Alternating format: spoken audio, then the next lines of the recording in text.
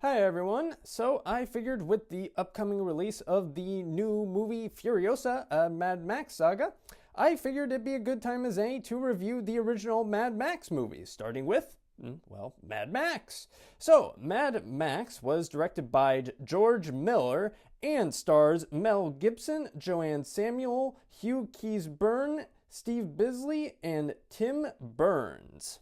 So, set sometime in, quote, the near future, that's literally what the film calls it. So the 80s, I guess, maybe 90s. I mean, if it is the 90s, it's the most 80s looking 90s I've ever seen. Anyway. So things are, again, civilization is still kicking around, but things are starting to fall apart. The main force patrol, i.e. police, is severely understaffed, and large stretches of Australian highways are all but owned by murderous and or rapey gangs. Caught in the middle of all this is the man himself, Max, played by Mel Gibson, pre-anti-Semitic rant, and still talking with an Australian accent. So he is a cop who, along with all the other cops, are only just barely more saner than the criminals they hunt down. So the screenplay does a good job of selling the near dystopic future that is Australia in this movie. People are still getting food at diners, and yet the highways are practically all but owned by the gangs and are pretty much death traps. If you go down a gang highway in this movie, kiss your life goodbye. The police officers, they still have paperwork to do, and yet they are severely understaffed, and their station is clearly in need of a thorough spring cleaning. The film does an amazing job at world building without resorting to massive exposition dumps. Just the opening shot alone has so much detail and clues you in into how bad things have gotten for all the characters. The screenplay also does a good job of laying down the hallmarks of the franchise that would soon be birthed from this very low budget movie. From psychotic biker gangs to even Max not being the main character of his own movie. Like, this film goes pretty long stretches of time, without Max on screen, including his wife, his co-workers at the police station. I don't know, again, and yet, much like Mad Max Fury Road, I still enjoyed the movie. The screenplay also manages to take a more mellower approach to its storytelling. Like, again, lots of the footage is just dedicated to characters walking around, driving around, and not even in action scenes. Like, at one point, Max's wife, Jessie, goes off to the beach, and while, again, there's a bit more to it than that. A good chunk of it is just her walking along, and there is some tension, but I don't know, it's kind of a nice palate cleanser from the non-stop action thrill that is Fury Road.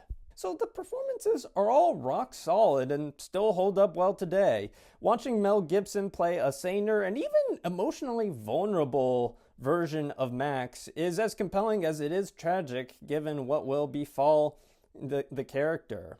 Hugh Keays-Byrne, though he pales in comparison to Immortan Joe, although I feel like comparing to Immortan Joe would be exceptionally difficult. Immortan Joe is a very well-written villain. Anyway, I digress. Hugh Keays-Byrne, he's fun to watch as a toe cutter, and he's a very psychotically intense villain. So yeah, again, fun watch. Rounding out the cast of civilians are female leads who prove that this franchise has always made an effort to include women in some form or another in the action, contrary to what perpetually online incels would have you believe. Joanne Samuel is compelling as the tender yet fierce Jessie, and Sheila Florence is a delight to watch as a shotgun-wielding granny who loves tea. So the action scenes have aged remarkably well, given as at the time of this recording, this film is 45 years old. That's how old this movie is, folks. Aside from moments where you can tell the footage has clearly been cranked, the action scenes are exhilarating. Especially with the knowledge that this film cost, adjusted for inflation, $1.6 million. That's how cheap this movie is. Even A24 movies have bigger budgets than that. The POV shots, they help emphasize danger, like it's attached to the front of the car and you can see the open road. All the characters, you know who is who and where they are in any given scene, so you're never like, oh, what just happened here? So when the cuts get a bit more fast, it's like you still know what's going on. It's also thrilling to see just how comparatively toned down, again, probably because of the budget, the action scenes are compared to what would follow, and yet the ingredients for the insane action are still there. There's one raid on a gasoline trucker that calls to mind the on-the-go car repairs that the franchise would become known for with, well, Fury Road. One thing of note, this film is unapologetically Australian, which, you know, kind of makes sense. Australian filmmaker, Australian setting in Australia, yeah. But so what that means is that while it's fun to watch in an era of increasingly homogenized American blockbusters, it's kind of makes it hard to keep up with the plot at times, you know, because between the uniquely Australian slang and the distorted audio, not the filmmaker's fault, this film is 45 years old after all, keeping up with the plot can be a bit tough at times. So my recommendation, turn on the subtitles and have an Australian slang dictionary at the ready. Like, for example, until I looked up the Wikipedia article for this movie, I did not know that the word sprog is slang for child. So, much like its main protagonist, Mad Max isn't quite as mad as the series will soon become, but that hardly matters thanks to fun performances and impressive action scenes.